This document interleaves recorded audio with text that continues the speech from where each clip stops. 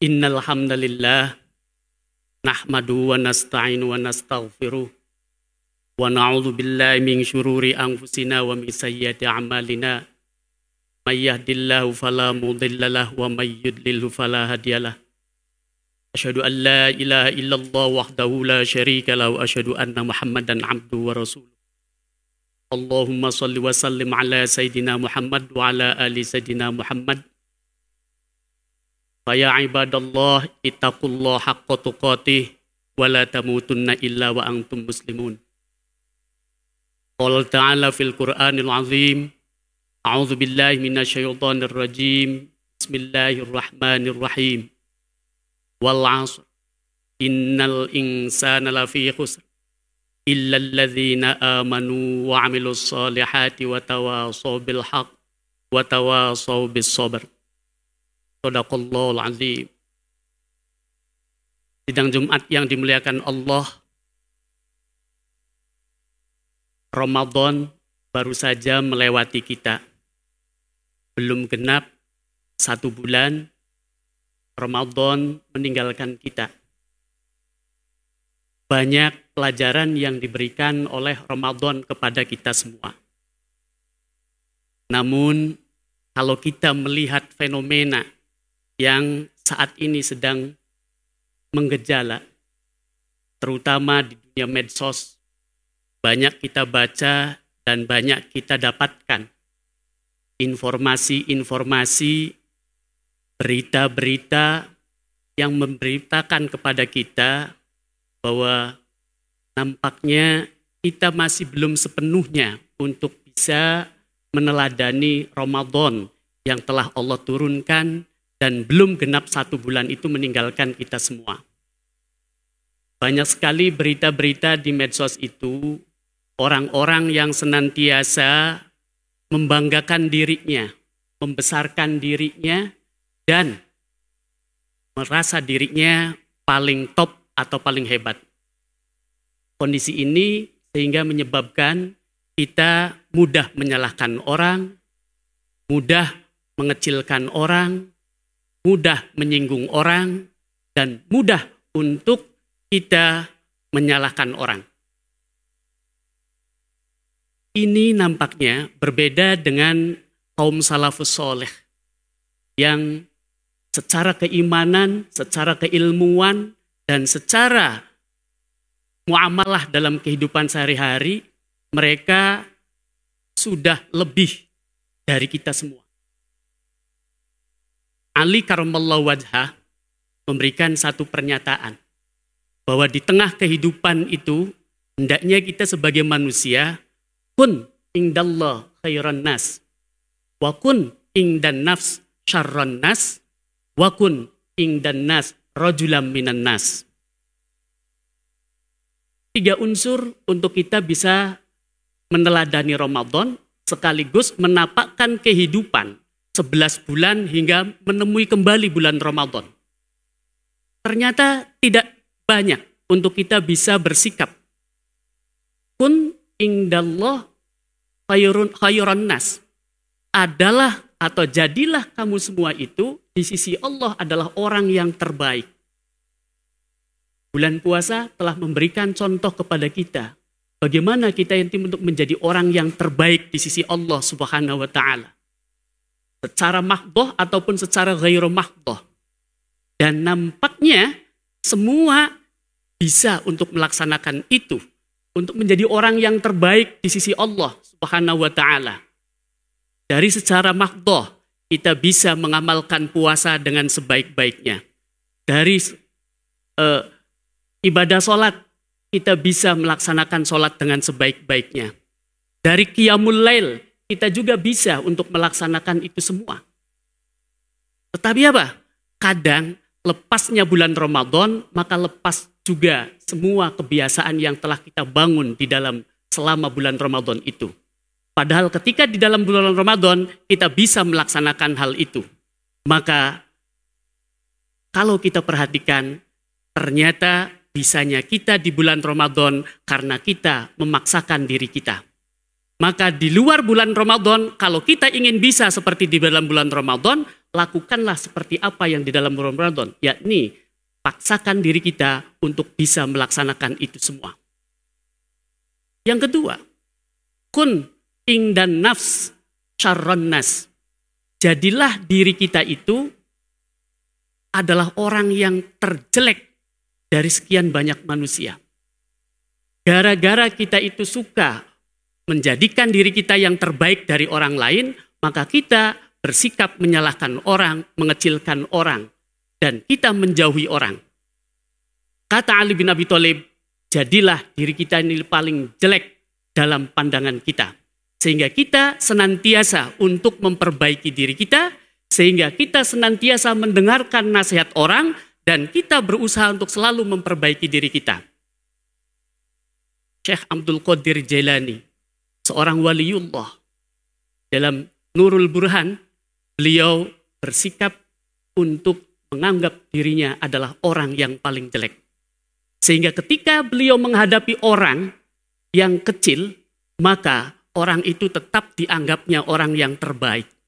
Mengapa? Sebab kecil dari segi umur dipandang oleh beliau adalah orang yang masih belia. Sehingga belum jauh menapaki kehidupan, sudah barang tentu andaikan dia berbuat dosa, maka dosanya tidak akan sebanyak orang-orang tua.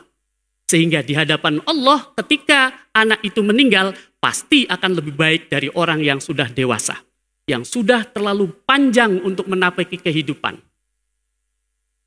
Andaikan Syekh Abdul Qadir Jailani menghadapi orang yang sudah tua, senantiasa mengedepankan orang itu lebih baik dari dirinya.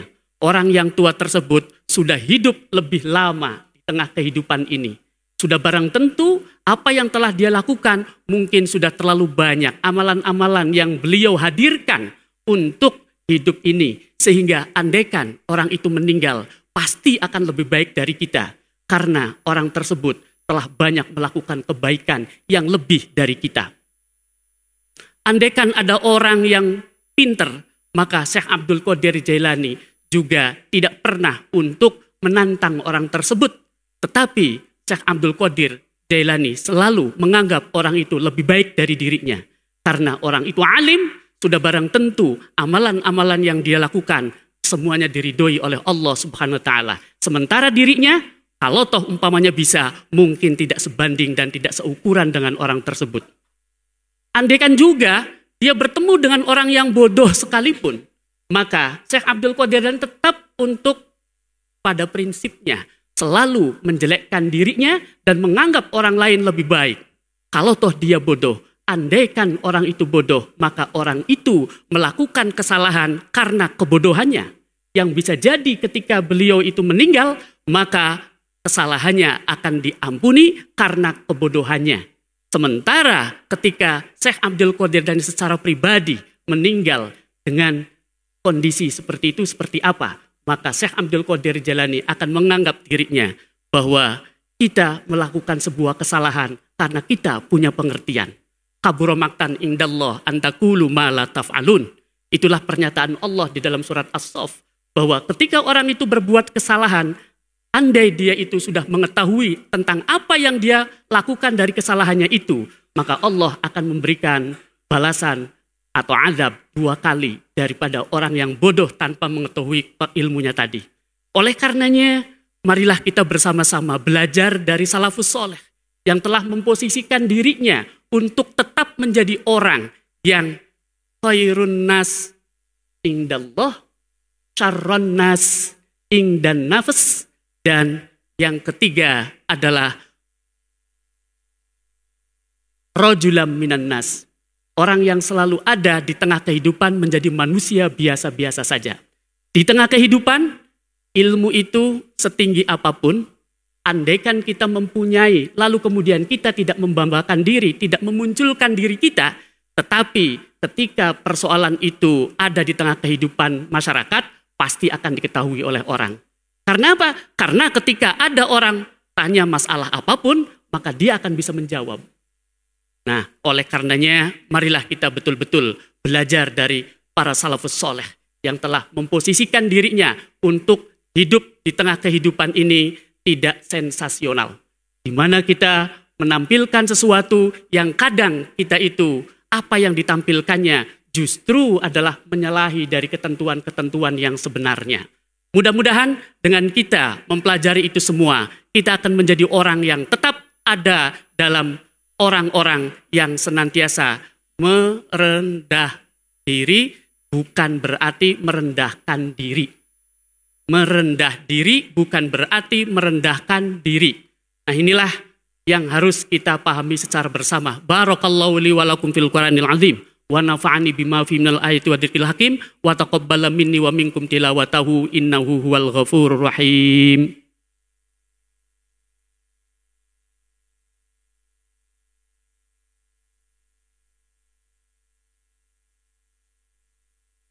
Alhamdulillahilladzi hadana li hadza wa ma kunna linahtadiya laula an hadanallah. Asyhadu an la ilaha illallah wahdahu la syarika lahu wa asyhadu anna Muhammadan abduhu wa rasuluh. Allahumma shalli wa sallim ala sayyidina Muhammad wa ala ali sayyidina Muhammad. Fa ya ibadallah ittaqullaha haqqat taqwa. Qala ta'ala fil Qur'anil azim. A'udzu billahi minasyaitonir rajim. Bismillahirrahmanirrahim. Innallaha wa malaikatahu yusholluna 'alan nabi. Ya ayyuhalladzina amanu sallu 'alaihi wa sallimu taslima. Allahumma shalli 'ala Muhammad wa 'ala ali Muhammad kama shallaita 'ala Ibrahim wa 'ala ali Ibrahim wa barik 'ala Muhammad wa 'ala ali Muhammad kama barakta 'ala Ibrahim wa 'ala ali Ibrahim fil 'alamin innaka Hamidum Majid. Akhirnya di penghujung khutbah ini, marilah kita bersama-sama menghadirkan hati kita dengan perasaan yang khusyuk dan tawadhu. Memohon kepada Allah akan ampunannya atas segala dosa-dosa yang telah dilakukan oleh kita, baik yang sengaja ataupun yang tidak sengaja. Dan kita memohon kepada Allah nur, hidayah, dan ilmunya. Semoga dengan nur, hidayah, dan ilmu yang Allah berikan dalam menapaki hidup yang tinggal sisa ini, Allah memberikan yang terbaik. Sehingga apapun yang kita lakukan adalah amal soleh semata. Dan mudah-mudahan juga amal soleh yang kita lakukan akan menjadi modal dasar manakala kita kembali ke hadirat Allah. Dengan perasaan yang khusyuk dan tawadhu, kita berdoa kepada Allah. Allahumma gfir lil muslimina wal muslimat wal mu'minina wal mu'minat al ahya'i minhum wal amwat innaka sami'un qaribun mujibud da'wat wa ya qadiyal hajat wa ghafiridz dzunubi wal khati'at bi rahmatika ya arhamar rahimin. Rabbana atina fid dunya hasanah wa fil akhirati hasanah wa qina adzabannar. Allahumma nawwir qulubana bi nuri hidayatik kama natal ardha bi nuri samsik abadan abada bi rahmatika ya arhamar rahimin. Ibadallah, innallaha ya'muru bil 'adli wal ihsan wa ita'i dzil qurba wa yanha 'anil fahsya'i wal munkari wal baghi ya'idzukum la'allakum tadhakkarun wa la dzikrullahi akbar.